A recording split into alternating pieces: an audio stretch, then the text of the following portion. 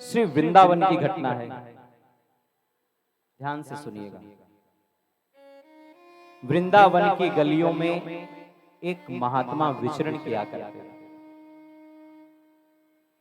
तो लोग उनको ये नहीं कहते कि बाबा जी आ रहे हैं, कि महाराज जी आ रहे हैं, सब उन्हें कहते देखो देखो जज साहब आ रहे हैं। क्या कहते? देखो देखो जज साहब आ रहे हैं। एक वृंदावन के महात्मा ने किसी से पूछा कि ये इतने बड़े वृद्ध महात्मा हैं, इन्हें लोग जज साहब क्यों कहते हैं?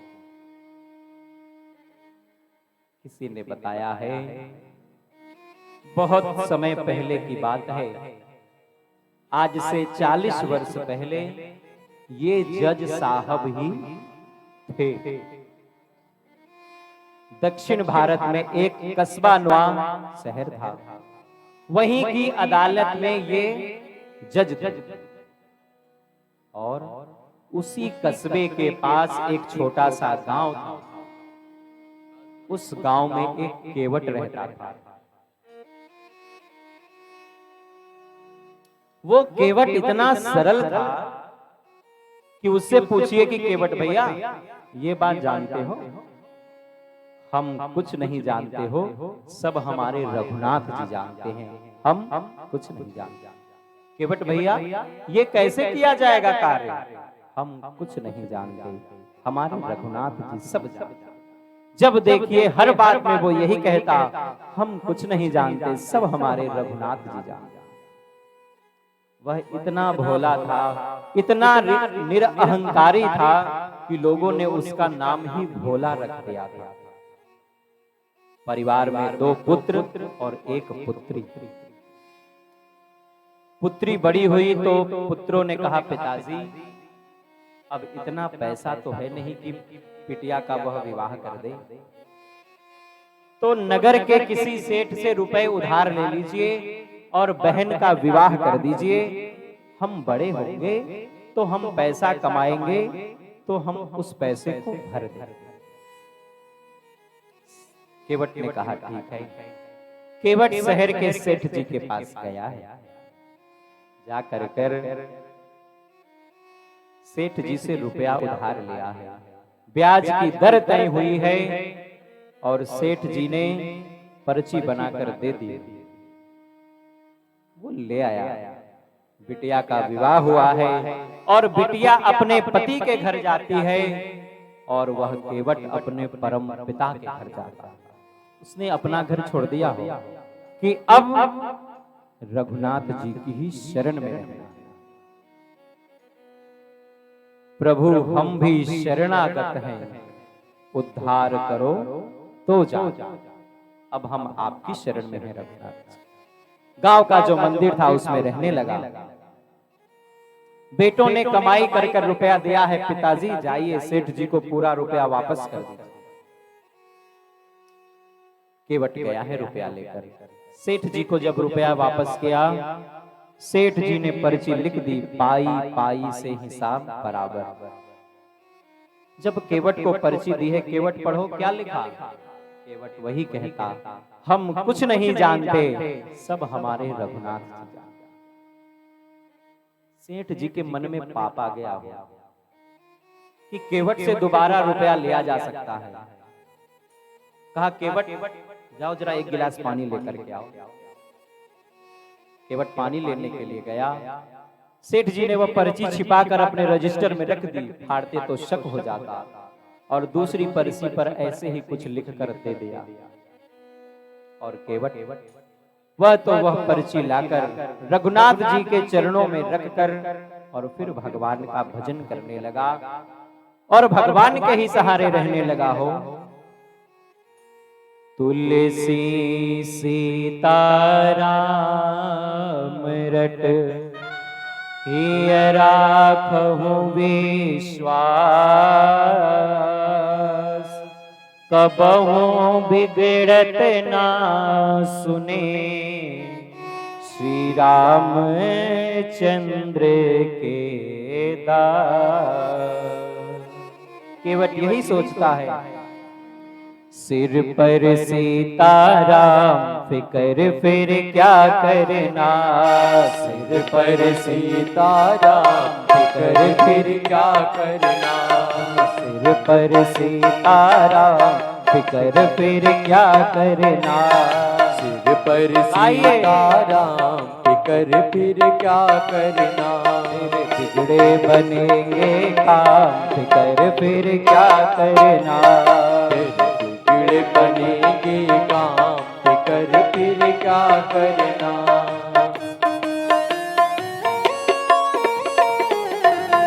सब गाइए।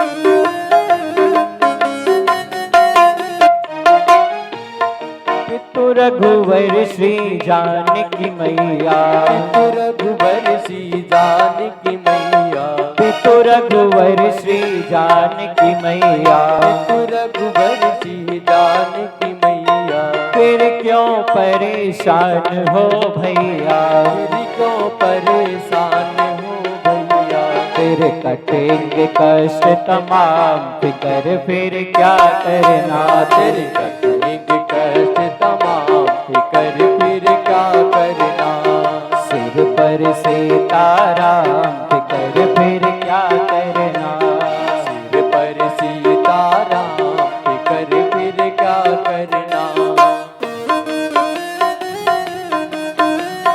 जय जय।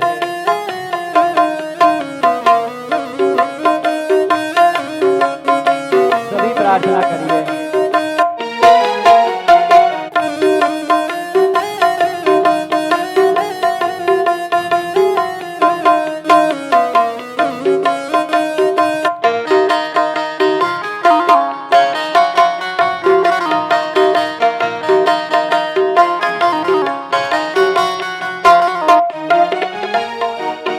जन राम कथा सत्संगी, जो जन राम कथा सत्संगी, जो जन राम कथा सत्संगी, जो जन राम कथा सत्संगी, उनके सहायक श्री बजरंगी, उनके सहायक श्री बजरंगी, अतुलित बल के धाम फिकर फिर क्या करना, अतुलित बल के धाम फिकर फिर क्या करना, सिर पर सीताराम फिकर फिर क्या करना, सिर पर सीताराम फिकर फिर क्या करना, अगर प्रभु मन मानी करेंगे, अगर प्रभु मन मानी करेंगे, नहीं शरणागत पीर हरेंगे, नहीं शरणागत पीर हरेंगे, अगर प्रभु मन मानी करेंगे, अगर प्रभु मन मानी करेंगे, नहीं शरणागत पीर हरेंगे, नहीं शरणागत पीर हरेंगे, होगा विरत बदनाम फिकर फिर क्या करना, होगा बिरत बदनाम फिकर फिर क्या करना, सिर पर सीताराम फिकर फिर क्या करना, सिर पर सीताराम फिकर फिर क्या करना।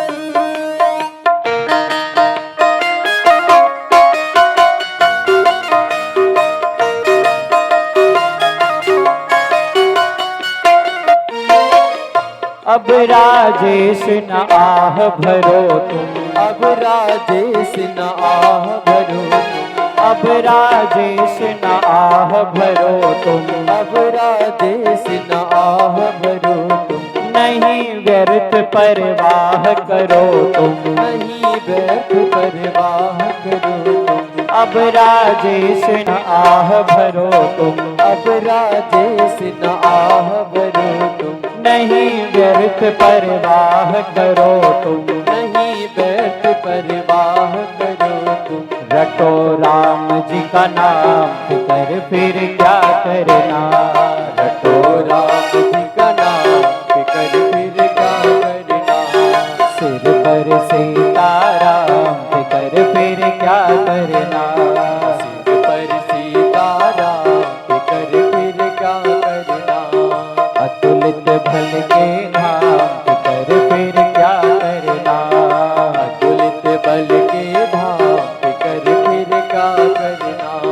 रटो राम जी का नाम, फिकर फिर क्या करना। रटो राम जी का नाम, फिकर फिकर फिर फिर क्या क्या करना। बोलिए शरणागत वत्सल भगवान की जय। युगल सरकार सिर पर हो तो मस्ती दिल में रहती है। सबकी नाव पानी में यहाँ रेती पे चलती है। अरे राम जी अपने बंदों की स्वयं करते हैं निगरानी। नया मंजर, नया बिस्तर, नया दाना, नया पानी। युगल सरकार सिर पर हो तो मस्ती दिल में रहती है। सबकी नाव पानी में, यहाँ रेती पे चलती है। विश्वास नहीं है तो हम सभी के जीवन का दर्शन कर कर देखते हैं।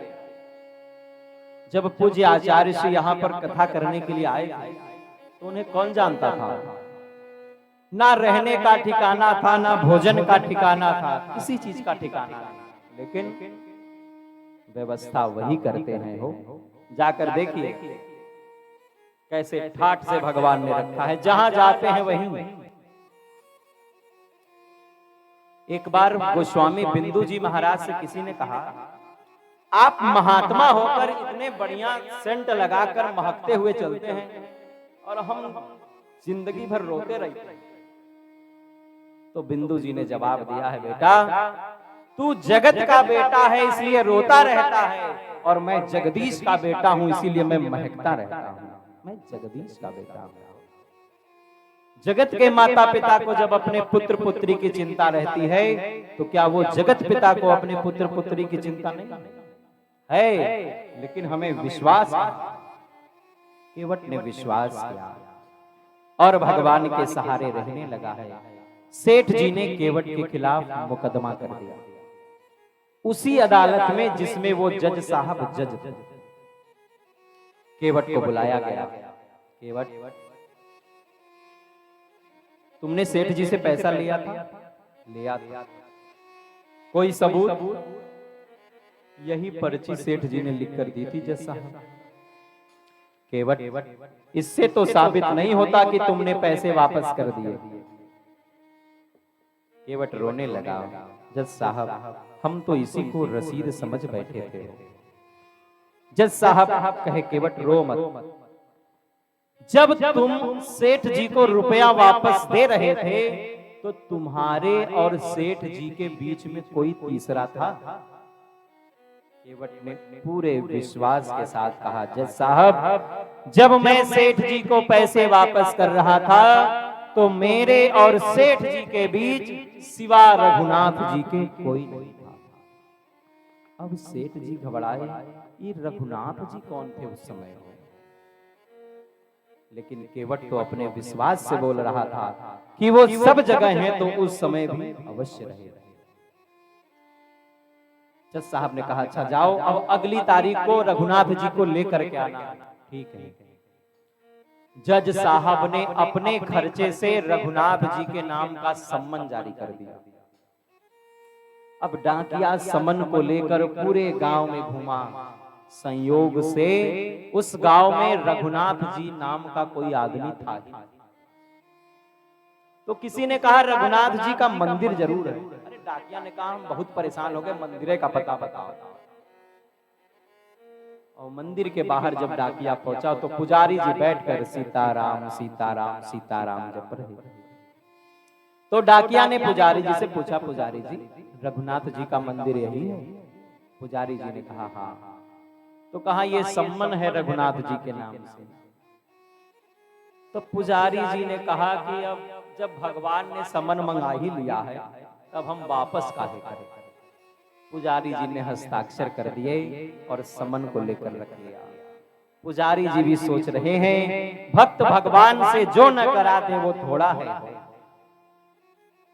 हे ठाकुर जी, आपके लिए वस्त्र तो बहुत बार आए होंगे, आपके लिए माला तो बहुत बार आई होगी, पैजनी तो बहुत बार आई होगी, लेकिन सम्मन आज पहली ही बार आया होगा ठाकुर जी। ले जाकर ठाकुर जी के चरणों में पुजारी जी ने रख दिया। पुजारी जी ने केवट से कहा, केवट तूने झूठा नाम क्यों ले लिया? झूठा? मैंने झूठा नाम कहां लिया? मैं तो सच कहता हूं, मेरे और सेठ जी के बीच उस समय सिवा रघुनाथ जी के कोई नहीं था। पुजारी जी ने कहा, जाओ केवट, तुम जाओ, अब तो समन आ ही गया है। रघुनाथ जी के मन की तो अब रघुनाथ जी जान। तारीख के एक दिन पहले केवट चल दिया है ठाकुर जी को प्रणाम कर कर।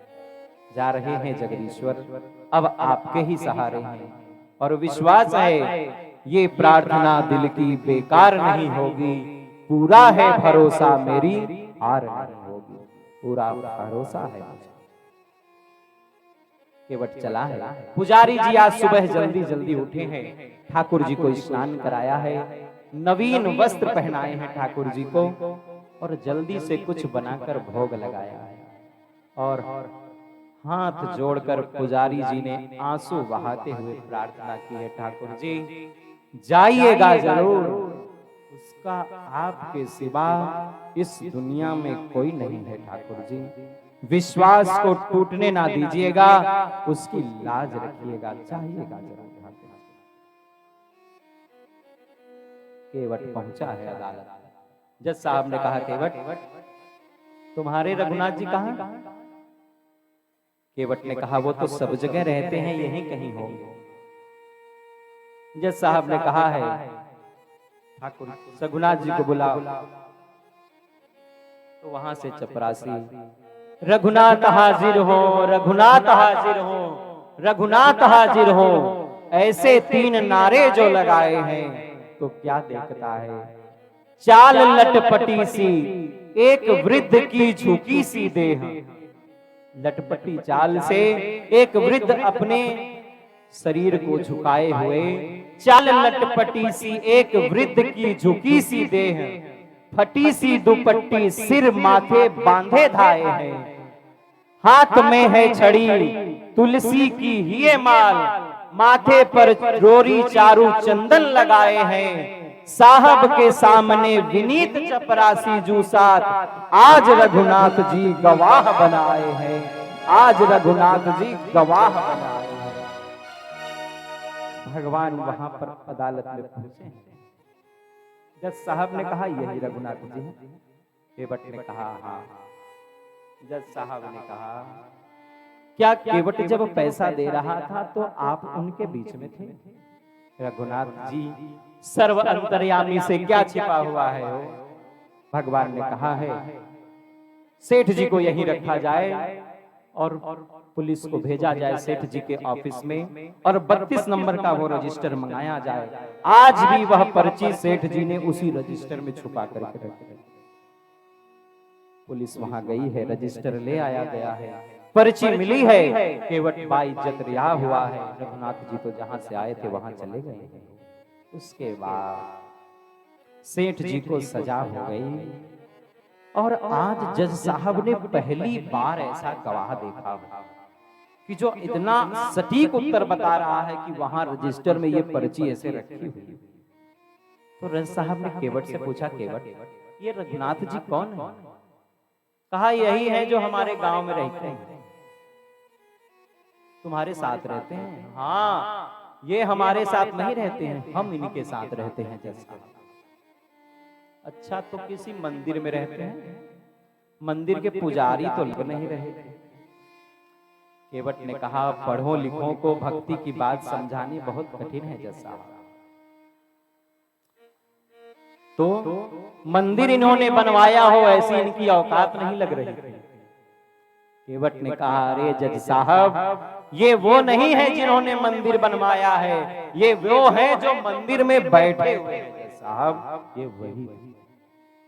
और जब जज साहब को सारी बातें पता चली, जज साहब ने उस डाकिये को बुलाया जो वहां पर समन देने के लिए गया था। डाकिया कांपता हुआ आया, जज साहब, ये वो नहीं थे जिन्होंने समन पर हस्ताक्षर किया था। जज साहब समझ गए कि स्वयं भगवान ही आए थे। उसी दिन नौकरी से इस्तीफा दिया है और घर जाकर रोने लगे हैं जज साहब। किसी ने कहा, काहे रो रहे हैं? जज साहब ने कहा, शिव नारद शारदे शेष गणेश के नहीं ध्यान में आते रहे, सोई आज विनीत अदालत में केवटा के गवाह कहते रहे। तो घर वाले ने कहा, अच्छा तो है कि भगवान के दर्शन हो गए, क्यों रो रहे हैं? सुख धोखे हो दर्श दये को भयो, दुखे नाहिन जो तजी जाते रहे। तो क्यों रो रहे? कुर्सी पे बना जज बैठा रहा,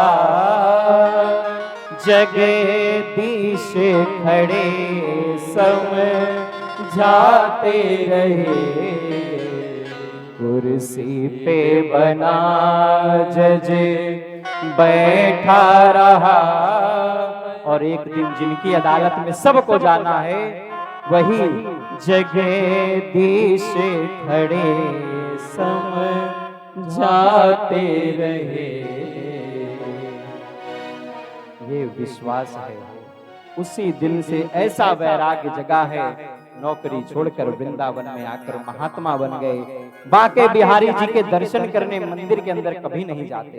कहते, कौन सा मुंह ले जाकर उनको दिखाएंगे, उनसे क्या कहेंगे हो?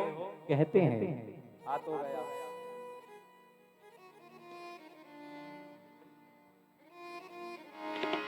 जज साहब यही कहते हैं, आ तो गया हूँ मगर जानता हूँ, आ तो गया हूँ मगर जानता हूँ, तेरे दर पे आने के काबिल नहीं हूँ, तेरे दर पे आने के काबिल नहीं हूँ। आ तो गया हूँ मगर जानता हूँ, आ तो गया हूँ मगर जानता हूँ, आ तो गया हूँ मगर जानता हूँ, आ तो गया हूँ मगर जानता हूँ।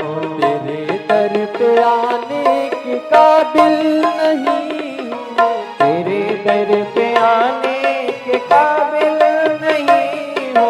तेरी मेहरबानी का है बोझ इतना, तेरी मेहरबानी का है बोझ इतना, जिसे मैं उठाने के काबिल नहीं हूँ, जिसे मैं उठाने के काबिल नहीं हूँ।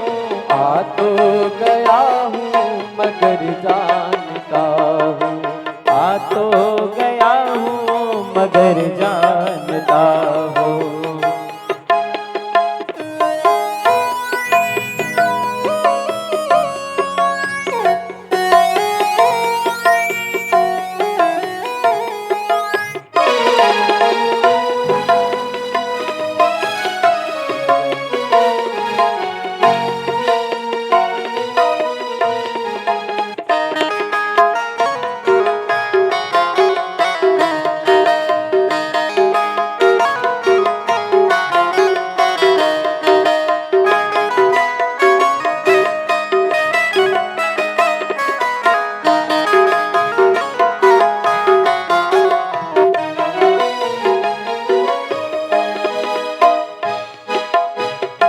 जमाने की चाहत में तुझको भुलाया, जमाने की चाहत में तुझको भुलाया, तेरा नाम मेरी जुबा पे न आया, तेरा नाम मेरी जुबा पे न आया, तेरा नाम मेरी जुबा पे न आया, तेरा नाम मेरी जुबा पे न आया। गुनाहगार हूँ मैं, खतावार हूँ मैं, गुनाहगार हूँ मैं, खतावार हूँ मैं, गुनाहगार हूँ मैं, खतावार हूँ मैं, गुनाहगार हूँ मैं, खतावार हूँ मैं। तुझे मुँह दिखाने के काबिल नहीं हूँ, तुझे मुँह दिखाने के काबिल नहीं हूँ। आ तो गया हूँ मगर जानता हूँ, आ तो गया हूँ मगर जानता हूँ। तेरे दर पे आने के काबिल नहीं हूँ, तेरे दर पे आने के काबिल नहीं हूँ। आ तो गया हूँ मगर जानता